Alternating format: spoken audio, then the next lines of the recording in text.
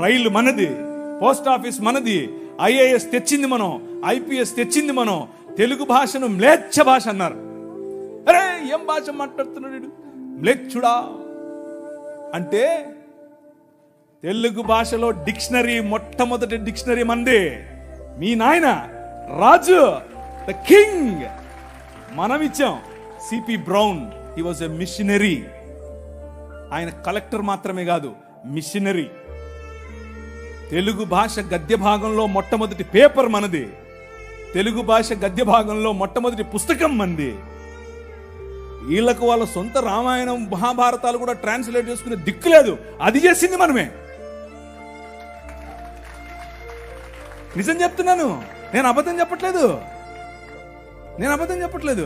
మొట్టమొదటి ట్రాన్స్లేషన్ చేసింది కూడా మనమే. వాళ్ళు అది కూడా చేయరు.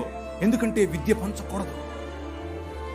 వాళ్ళ రాజ్యంలో విద్య పంచకూడదు. మన రాజ్యం అందరికీ విద్య, ప్రతి ఒక్కరూ చదవాలి. ఎందుకు? ఇదిగో నల్లట్ట పుస్తకం కూడా చదవాలి. అర్థమవుతుందా? నల్లట్ట పుస్తకం చదివితే దిమాగ్ ఖరాబ్ అవుతుంది, దిమాగ్ ఫిరాయిస్తుంది, మనిషి వెంటనే మనిషి అవుతాడు. ఈ రాజ్యం మనుషుల కోసం రాజ్యం. ఆ రాజ్యం తలకాయలో నుంచి వచ్చిన వాళ్ళకి మాత్రమే రాజ్యం, భుజాల్లో నుంచి వచ్చిన వాళ్ళకే రాజ్యం. ఈ రాజ్యం అందరి రాజ్యం, అందరికీ సుభిక్షత, అందరికీ పట్టభద్రత.